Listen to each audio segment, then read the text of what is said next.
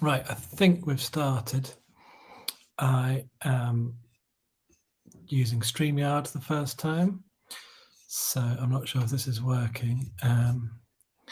If you would like to send me a comment in the chat to let me know that you can hear me okay and see me okay, then that will be great. So welcome. It's Friday evening. Welcome to this week's live chat with me, James Ballantyne, from the Healing for Men site.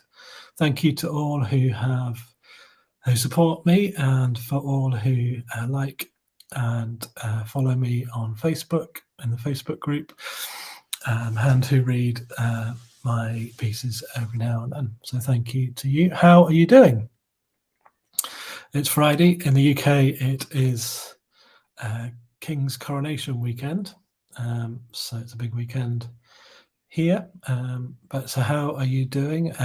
Do describe how your week has been or how you're feeling with a colour, and put that colour in the chat, so that we can see how you're doing with a colour. Also, please do put in the chat any comments to let me know that you can hear me and see me on StreamYard. That would be great. But thank you for being here if you are watching wherever you are. I'm just going to make this full screen so I can see myself a bit better.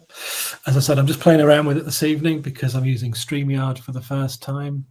So I'm not sure how this is working. So I've got different things that I see. And so that's why I'm trying things new. And also it means that I can put this chat onto YouTube later on as well. Great.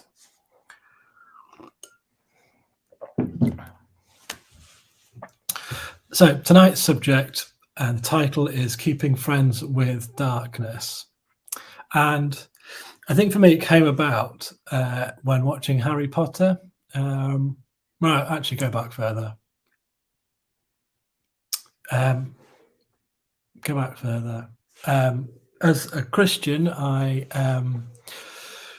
remember reading in a morning prayer or something like that, as a verse in I think it's in Isaiah or one of the Psalms, and it just says, God as the giver of both light and darkness.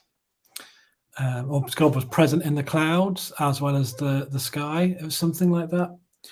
And I read that probably about 4 years ago, and for the first time kind of had a bit of a moment of recognizing that there was a different place for darkness as well as light. And by darkness, I could mean things like suffering, could mean things like pain, temptations, even things like abusive behavior. And so all of that is in that kind of darkness. And I think so. That was one thing, and then I thought it was really interesting that kind of twist in Harry Potter. If you've watched or read it, there's the whole dynamic in the later films of when Voldemort, the evil character of evil, has kind of got inside Harry's head and is able to manipulate Harry's thoughts. And spoiler alert, by the end of the movie, the last one, Harry's able to use Voldemort's thoughts for his own benefit because Voldemort keeps giving himself away. And in some ways, the opportunity for Harry to grow and to do what he needed to do was because he maintain that closeness to what Voldemort was doing, and this personification with darkness or evil. There wasn't a resistance from Harry. There was a kind of an acceptance from Harry that he was going to hear anyway, and so he could use and not expend energy resisting the voice of Voldemort, but to listen to it, to doubt it, but to listen to it. And I think that was really interesting, and a twist by J.K. Rowling in there. A couple of weeks ago, I watched a YouTube video with a guy called Sean Tucker, and talks about photography. And he talked about two different ones. One was about keeping friends with the darkness, and one was about protecting the highlights. And I know both of those will be photographic terms. But he just talked about that complexity of how to kind of make friends with the shadows, and when we're looking at light and darkness in photography, how to make friends with the shadows, but also how to protect the highlights. And so what he talked about was the darkness, and those dark moments like help to give light, and help to give a frame to where the light shines, and in a variety of ways. And so you have this contrast between light and dark, but unless you have the contrast, like the light shines much brighter when there's darkness in the same photograph. And like, so here, like that candle over there, metaphor alert, I go, that candle over there isn't very bright because the rest of the room is just a bit grey. But in a dark room, you would see this candle shining just a little bit brighter. See, it's not very bright. But that kind of sense of keeping friends with the darkness. And I wonder, so those are the kind of thoughts that I've had in the last few weeks. And I wonder how much so much of our lives, so much of my life was brought up on resistance, denial, shame and hiding about whatever thoughts I'd done wrong, actions I'd done wrong, feelings that I presumed were wrong, giving into temptation, feeling shame about my body, suppressing feelings, and also feeling that was what my faith was about, and feeling like as if I could do the things that, like, I was kind of brought up in terms of, and things like, you know, verses like resist the devil and he will flee from you was a verse that was kind of drummed into me at one point as a teenager from the Bible. And it was like a lot of effort to keep resisting, and a lot of effort to kind of suppress and hide. And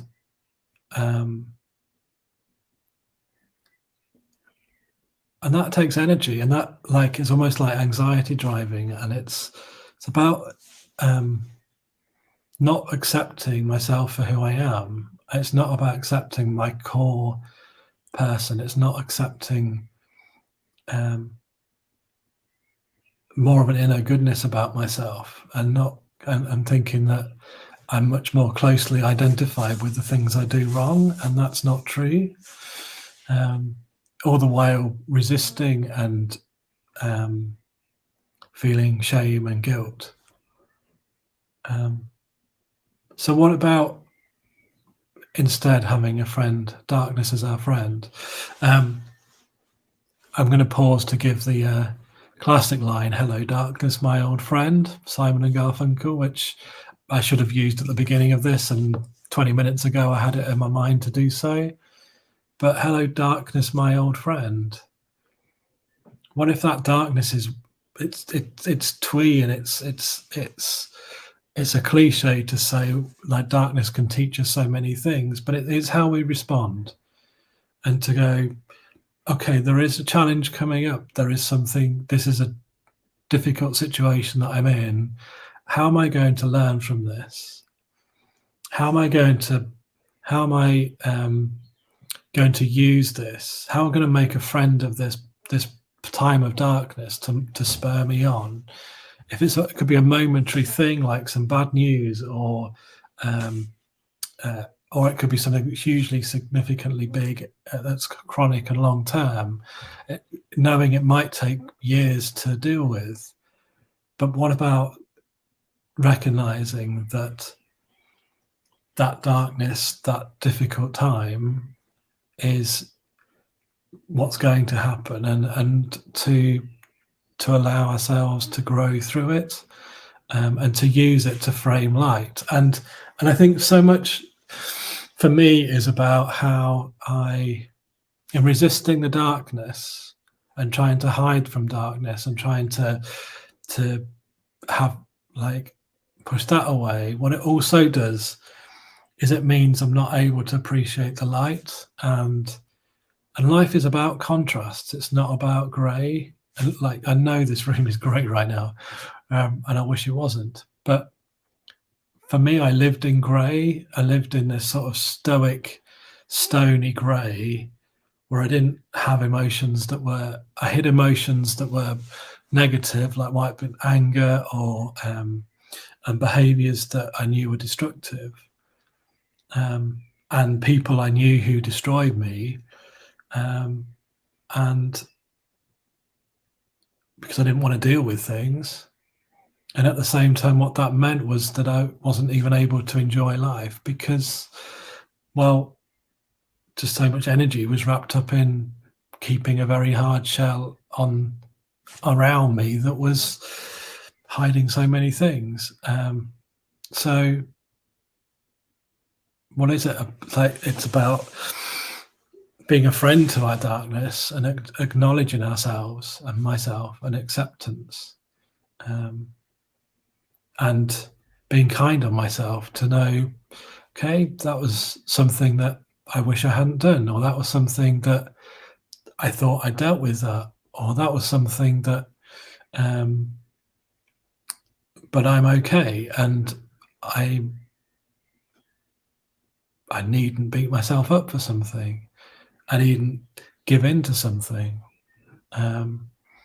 So making darkness our friend, which is something I think is just a really important thing, and I probably haven't explained it very well.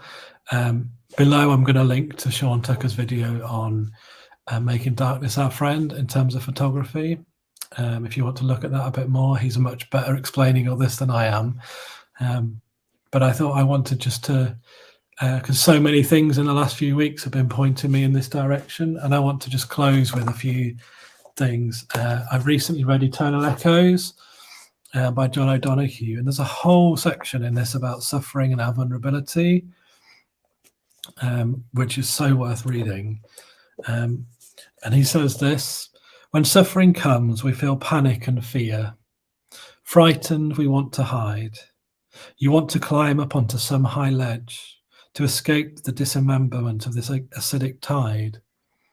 Yet the strange thing is, the more you resist, the longer it stays. The more intensely you endeavour to depart the ground of pain, the more firmly you remain fixed there. It is difficult to be gentle with yourself when you are suffering. Gentleness helps you to stop resisting the pain that is visiting you. When you stop resisting suffering, something else begins to happen. You begin to slowly allow your suffering to follow its own logic.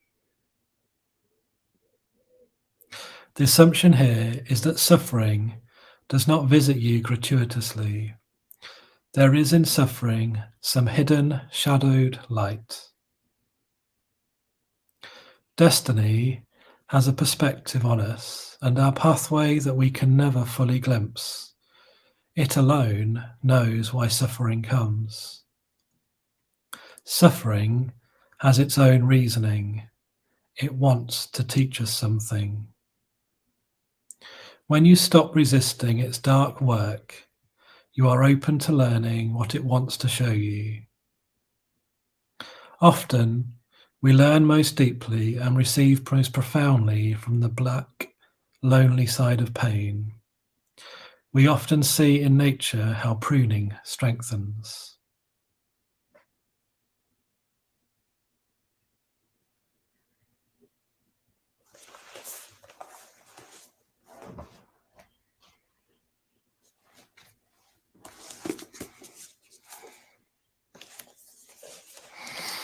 And Anne Lamott says this: spiritual wisdom has it that light is the truth, but there are many kinds of beauty in darkness, like the silver golden glitter in the eternal dark when we close our eyes, and at twilight and at dawn.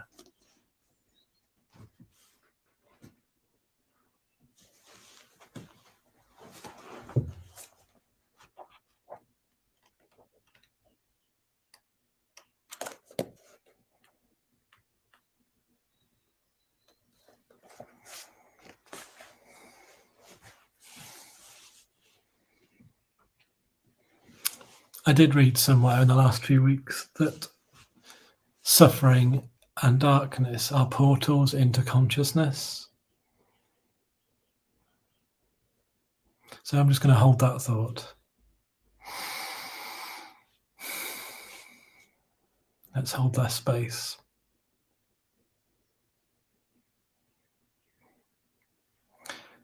Is there any suffering or pain you are resisting? Is there any suffering or pain that you're going through that is made harder because you're resisting it and fighting it, telling yourself you don't deserve it, or trying to force it down?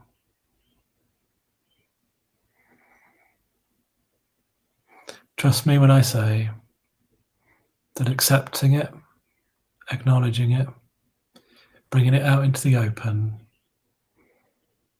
is freeing and is freedom.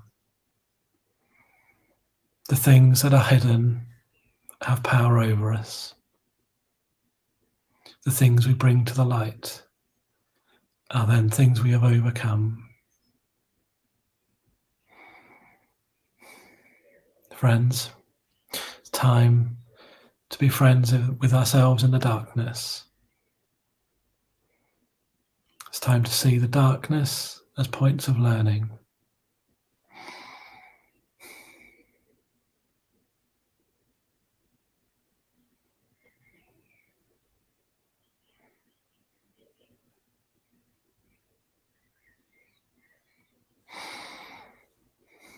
Do what you need to do. Find somebody to speak to. Find a friend to talk to. Write it down. Feel it. Feel the pain and that suffering. Don't dampen it down anymore. Or distract yourself from it. Just write. Write for yourself. Write it in red pen. Write the feelings out. Write the anguish, the pain, and the guilt. Write the feelings of frustration, anger, whatever it is. The things that are inside us are hurting us, could be hurting you. Don't put off tomorrow. Don't put off for tomorrow what might heal you today.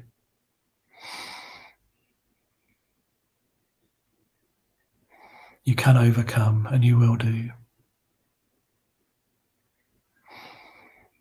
Hello, darkness, my old friend.